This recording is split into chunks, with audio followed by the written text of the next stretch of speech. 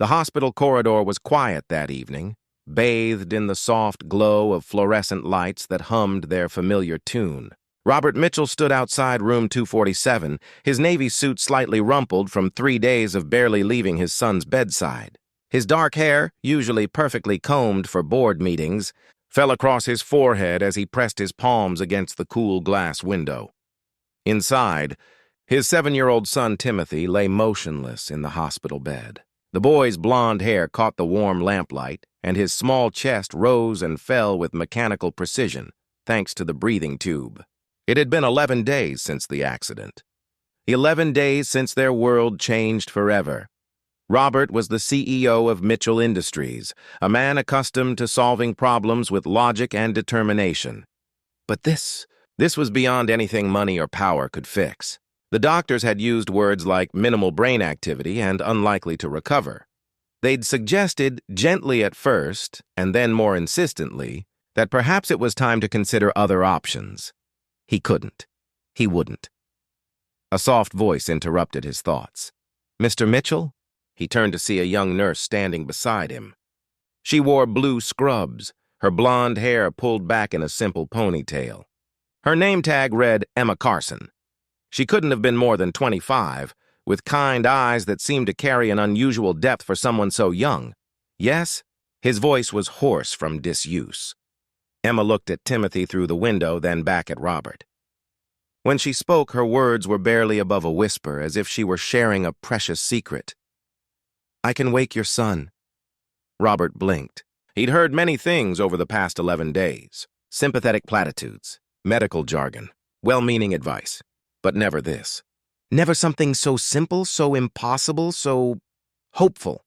"I'm sorry, what did you say?" Emma's expression remained calm, gentle even. "I know how that sounds, Mr. Mitchell. I know what the doctors have told you. But I've seen something the tests can't measure. I've been caring for Timothy during the night shifts, and I see it. He's still there. He's just lost. And sometimes all someone needs is a hand to guide them home." Robert felt something stir in his chest. It wasn't quite hope, not yet, but it was the first crack in the wall of despair he'd built around himself. The doctors said, "The doctors are wonderful people doing their best with the tools they have," Emma said softly. "But medicine isn't just about machines and numbers. Sometimes it's about connection, about presence, about believing in someone when they can't believe in themselves." She glanced at her watch. "My shift starts in 10 minutes. If you'll allow me, I'd like to try something. It won't hurt him, I promise. And if it doesn't work, well, you're no worse off than you are now." Robert looked at this young woman, this stranger who spoke with such quiet conviction. In his business life, he would never make a decision based on something so intangible. But then again, his business life had never prepared him for this. "What do you need from me?" he asked. "Just your permission and your trust," he nodded slowly. "You have both." That night, Robert sat in the chair beside Timothy's bed while Emma worked. But she didn't work the way the other nurses did, with efficiency and routine. She pulled a chair close to the bed and took Timothy's small hand in hers. "Hello, Timothy," she said, her voice gentle and warm. "My name is Emma. I'm going to be with you tonight, and I'm going to tell you some stories. About a boy who had many adventures, who loved his father very much, and who was very, very brave." For hours, Emma talked. She told stories about courage and love, about fathers and sons, about the importance of finding your way home. She spoke of her own childhood, growing up on a farm in Iowa, about the horses she'd cared for, and how her grandmother had taught her that healing was as much about the heart as the hands. Robert listened, mesmerized. He found himself being drawn into her stories, feeling emotions he'd kept locked away since his wife Sarah had passed away 3 years ago. Emma spoke about loss too, and about how the people we love never truly leave us. "Your father is here, Timothy," Emma said, her thumb gently stroking the boy's hand. "He's been here every single day, every single hour. He loves you so much, and he's waiting for you. We're all waiting for you."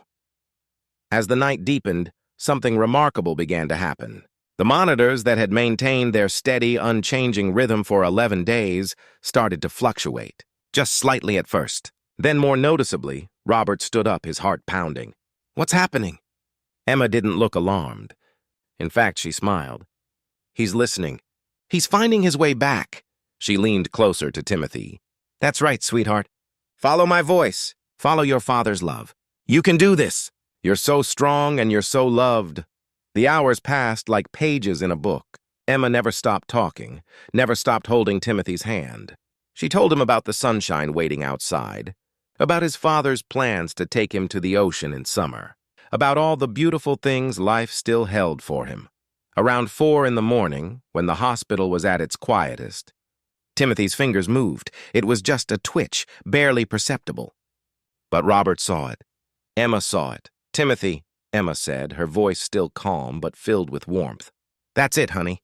Keep coming back to us. We're right here. The boy's eyelids fluttered. Once, twice, and then, slowly, like the sun rising after the longest night, they opened. Dad? The word was barely audible, hoarse from disuse. But it was the most beautiful sound Robert had ever heard. Robert was at his son's side in an instant, tears streaming down his face. I'm here, Timothy. I'm right here. Emma stood quietly, giving them space, her own eyes glistening with tears. As father and son embraced, as carefully as possible around the medical equipment, she slipped toward the door. Emma? Robert called out, looking up. Wait, please, she paused. How did you... I don't understand. Emma smiled, that same gentle smile she'd worn all night. I didn't do anything miraculous, Mr. Mitchell. I just believed in him. Sometimes that's enough. Sometimes people just need someone to believe in them when they've forgotten how to believe in themselves. The next few days were a whirlwind of medical tests, consultations, and cautious optimism. The doctors couldn't explain Timothy's recovery. They used phrases like spontaneous improvement and remarkable resilience, but Robert knew the truth. He'd witnessed the miracle himself. Timothy's recovery was slow but steady. Each day brought small victories, sitting up without assistance, taking his first steps, eating solid food again. And through it all, Emma was there during her night shifts, always encouraging, always believing. One evening, 2 weeks after Timothy had awakened, Robert found Emma in the hospital cafeteria during her break. She sat alone, stirring a cup of tea, looking out the window at the city lights. May I join you? He asked. She smiled and gestured to the empty chair. They sat in comfortable silence for a moment before Robert spoke. I've been thinking about what you said. About believing in people. About connection. Emma looked at him with those kind eyes.